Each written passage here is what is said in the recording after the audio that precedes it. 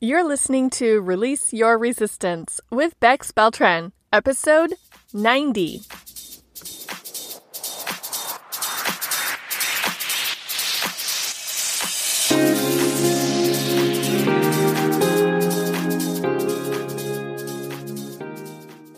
Welcome to Release Your Resistance. This is Bex.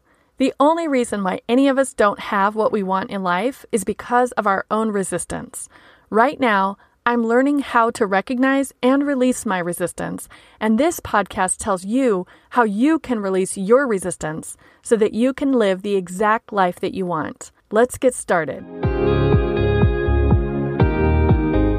Today we're talking about how to release the resistance that comes up after you have gotten awareness around what you're thinking and once you have checked your thoughts against the results that you want. And I have a warning for you though. This tool that I'm going to share with you to help you get unstuck is the hardest one. Getting awareness and checking your thoughts is so lovely and easy and enjoyable compared to using this tool when you really are feeling stuck. My warning is for you to prepare yourself a little to be ready for a fight with your own brain. Part of you may be very invested in keeping things exactly as they currently are, or in other words, your brain might be trying to convince you that it is just better to stay stuck. Maybe you're already experiencing this if you have been feeling stuck right now. I recorded an episode all about resistance last year, and in preparation for this week's episode, I decided to re-listen to that one, and I wondered, do I even need to create a new episode about resistance for this week to finish off September's series of how to get unstuck? Or should I just point everyone to last year's resistance episode and call it a day? Well, that episode was a really good episode, and re-listening to it reminded me of some great ideas and techniques. So I do recommend, if you haven't listened to it or listened to it recently, go back and check that one out. I will leave a link to it in the show notes for this episode at bexb.org/release, RELEASE. And even though I really liked that episode so much, there were some things that I definitely wanted to include for you this week, based on the specific topic that we've been talking about this month about how to get unstuck. Some of the really important and helpful parts of that episode from last year were the discussion of 3 different ways that resistance might show up for you. It could be urgent resistance, or you might not even feel the resistance very much, so that could be kind of like a passive resistance, or you might not even realize that you're resisting, or your body might subconsciously resist for you, and that would be avoidant resistance. Also in last year's episode, I introduced the transformation deep dive exercise, which is coming out soon as a workbook that you can use when you notice resistance coming up for you. So check the notebook and journal shop at bexb.org/quickshop to look for that workbook coming soon. But for today, to finish out this Getting Unstuck series that we've been going through together all month, let's talk about 3 more specific ways that you can release resistance when you are feeling stuck.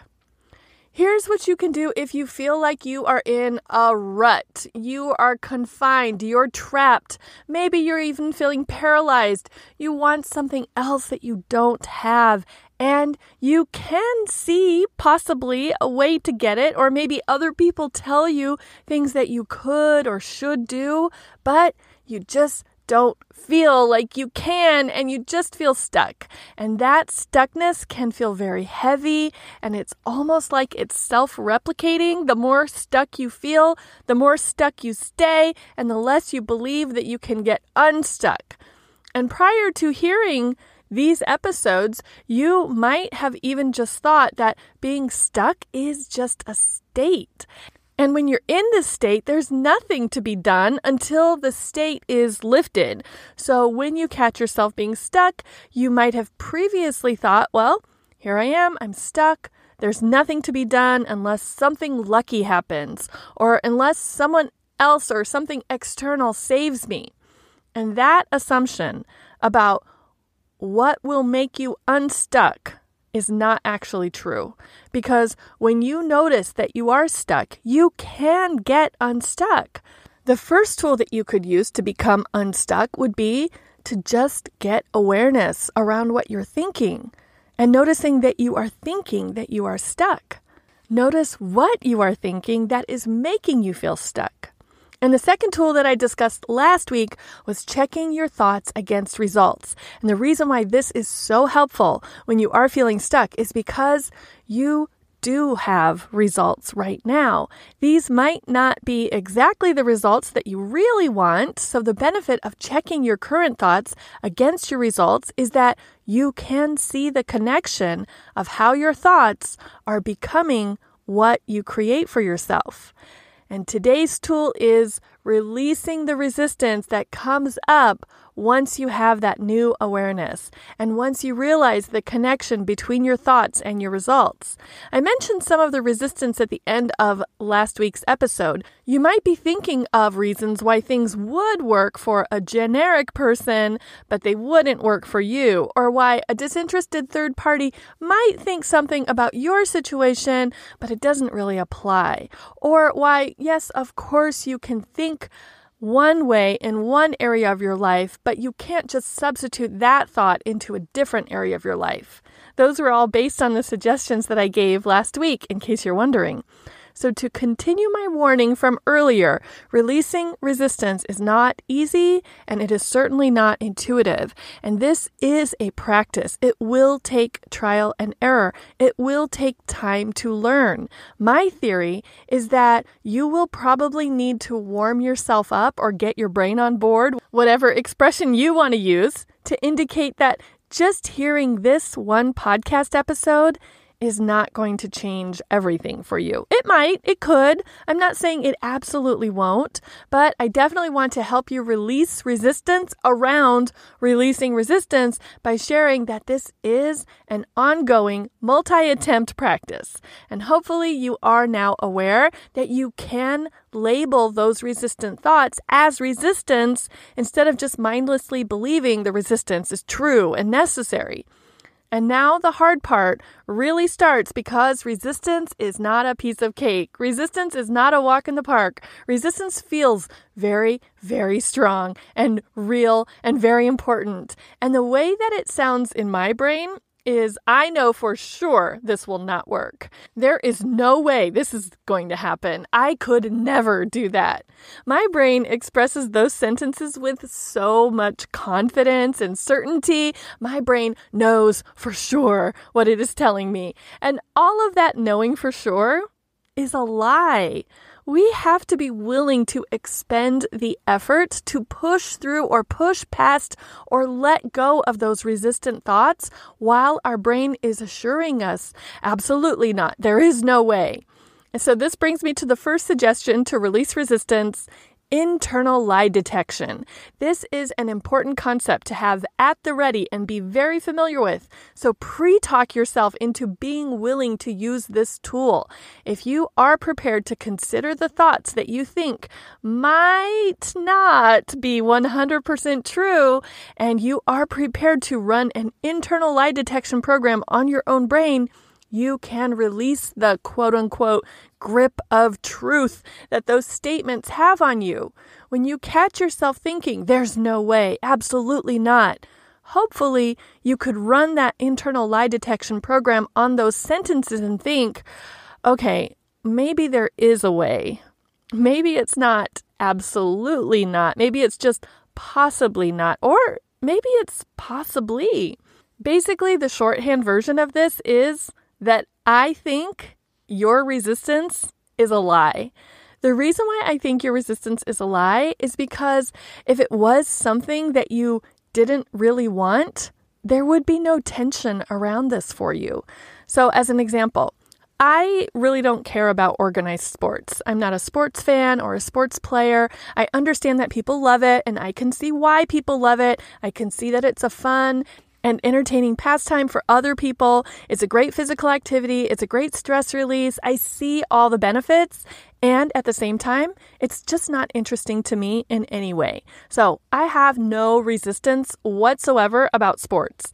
If someone offers me the opportunity to participate either as a fan or as a player in organized sports, I have no resistance. If someone said, hey, give indoor soccer a try. It's a really great workout. It's a great team experience. You would have so much fun.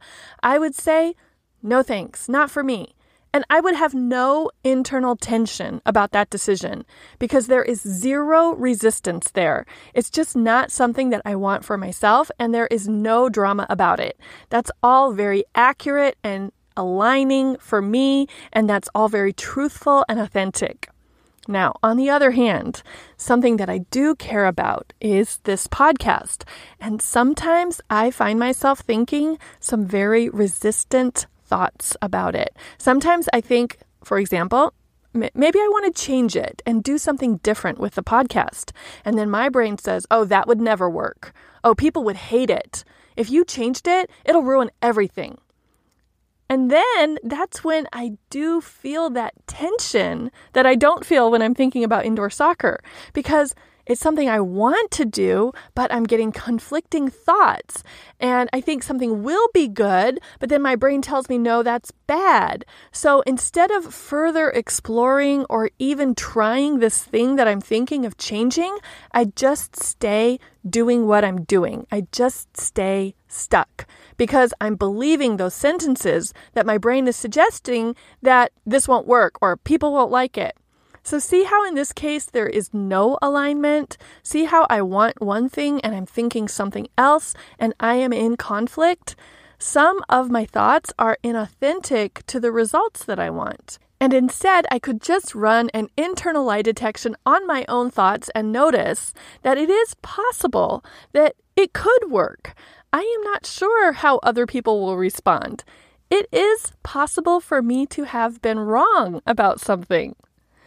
Have you ever heard of the TV show Lie to Me? Based on a true life professor of psychology, the idea of the show and of the work of this professor is that we can train ourselves to recognize deceptive facial expressions in other people.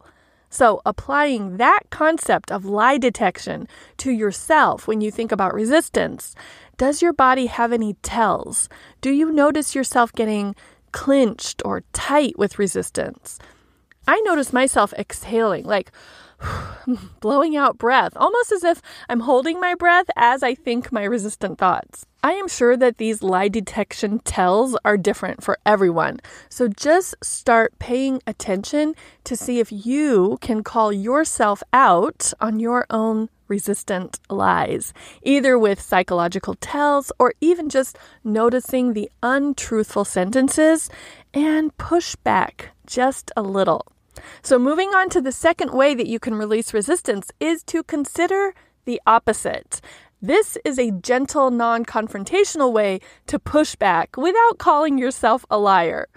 When you notice whatever thoughts that you're thinking that are causing you not to move ahead, not to take action, not to progress, not to transform, take note of the thought because now you have awareness around your thinking. So just for comparison's sake, and just to create a continuum, consider the exact opposite of that statement. For example, if one of the reasons that you are not doing something that you really do want to do is because you believe the thought, I can't afford to, now you know you have that thought because you've created awareness around it, and you notice this result that would cost this investment is something that you want, but the thought that's holding you back and keeping you stuck is, I can't afford it. What is the opposite of I can't afford it? I can afford it. Okay. Or maybe the opposite of I can't afford it is I have plenty of resources. There are so many ways that I can afford this. I don't even have to wonder if I can afford it. It's a no-brainer. This could go in a lot of different directions, obviously.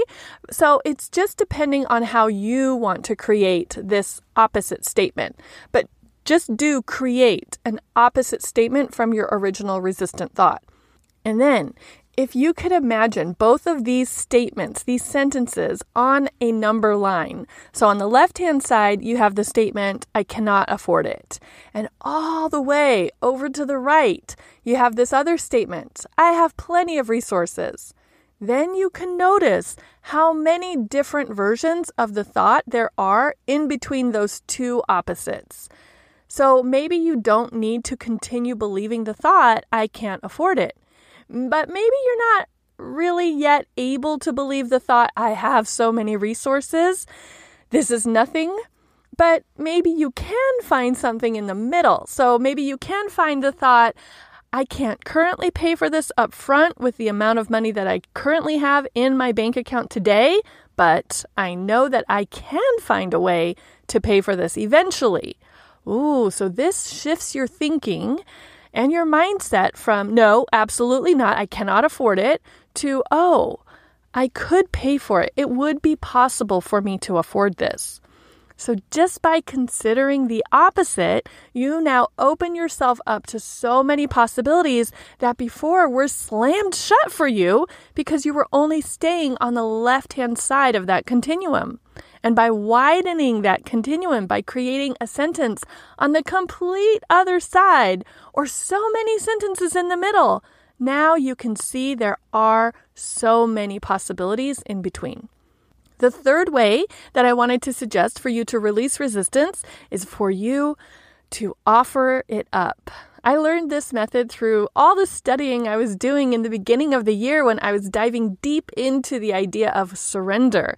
And I got this specific verbiage to offer it from Tosha Silver's book, It's Not Your Money, which, by the way, doesn't necessarily need to be about money. When you offer up whatever you have resistance about, it means it has nothing to do with you anymore. Once you've offered something up, you're not thinking about your own thoughts. You're not considering what the opposite thought would be to the one that you are currently thinking. Basically, what you're saying is, I allow myself not to be able to control the future. And I allow myself not to be able to control anything outside of myself. I release control over whether or not this will happen. Instead of thinking, I know exactly what will happen, you accept that you have no idea of what will happen, and you acknowledge that anything could happen.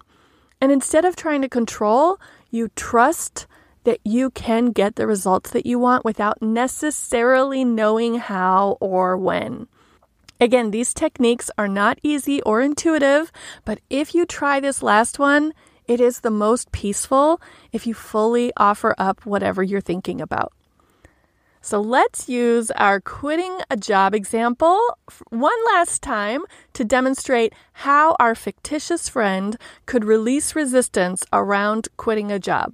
First, she got awareness around her thinking and realized the reason she felt stuck and couldn't quit her job was because she was worried about what people would think. The coworkers might be getting more work if she quit, or the boss might hate her if she quit. And then she checked her thoughts against her results, and she realized that she would rather have the result of the new job than the supposed adoration of the boss. But getting unstuck is not easy, so she probably still has resistance, even though she knows what she wants. Maybe she still believes the sentence, my boss will hate me and my coworkers will have more work if I do quit. Let's try today's techniques and see what happens. Internal lie detection. My boss will hate me. Maybe that's a lie. It's pretty obviously an exaggeration, right? We can move right into thinking of an opposite statement. My boss will hate me. My boss will love me. Okay, that might be too weird to think about if she quits. My boss will love me. Maybe not, but it does open up some possibilities. Maybe my boss will be proud of me, or maybe my boss will be happy for me. Those are kind of opposite to my boss will hate me.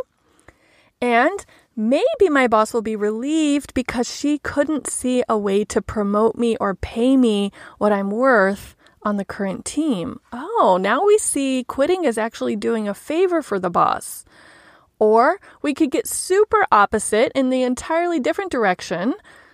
The original thought, my boss will hate me, could become, I will hate my boss. What? Oh, that shows possibly that by staying there at that current job, it could lead to resentment and blame for something that's not even the boss's fault. So interesting, right?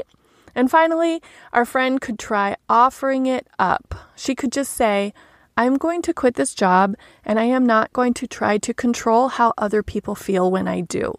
I trust that they will get through my departure the best way for them. Maybe it's learning a lesson. Maybe it's having an experience. Maybe it's getting a new opportunity. I have no idea what the future holds. What do you think? Can you imagine yourself using internal lie detection, thinking of the opposite, or offering up a situation that's creating resistance for you? Do you have any resistance to any of the examples that I've shared today? I've heard some comments and feedback that these topics here in September have been a lot to think about and a lot of information and ideas to digest. So I do want to keep today's episode a little more high level, but hopefully you got what you needed and this has given you something to consider for yourself. And I want to hear all about it. So send me an email at hi@bexb.org or leave me a comment in the show notes at bexb.org/release. I will also link to our previous episodes so that you can see the 3 previous September Get Unstuck episodes and last year's Release Resistance episode. Plus, if you want to hear more about offering, you can check out the Surrender episodes from this year as well. And before we go today, I want to tell you about one of the best-selling notebooks in my notebook and journal shop so far. It is a prompted journal, and it's called Feel Your Feels.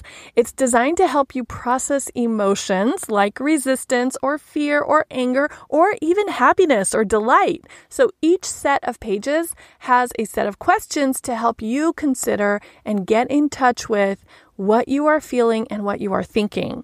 So if you know that journaling is beneficial, but you don't want to or can't journal daily or regularly, then this is a great notebook to have on hand to just run through the questions, even just verbally or in your mind, even if you don't write them down when you're feeling something very intensely. Or you could use this journal in a routine every week or however often you decide and answer the questions about whatever emotion you're feeling in that moment. Even if it's a pretty neutral emotion, that would be an interesting way for you to notice emotional patterns and get more in touch with your feelings. So you can get this notebook by going to bexb.org/quickshop, all pushed together, no spaces, QUICKSHOP, and scroll through all the notebooks until you see a bright yellow one with pink writing on it and some stripes in the corner. It is bright and fun and helpful and insightful, and I know you will love it. And it also makes a great gift for someone else too. So I hope you go get that journal. Tell me what you think. And thank you again for listening today and for exploring the topic of getting unstuck with me this month. I will talk with you next week. Bye-bye.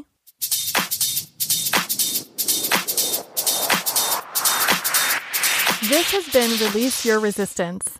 Thank you for listening. If you like this podcast, make sure you're subscribed and leave a review on Apple Podcasts.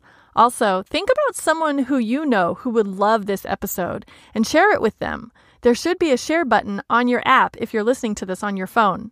If you'd like to continue this conversation one-on-one or in real time, come visit me on my site at bexb.org to see how we can work together.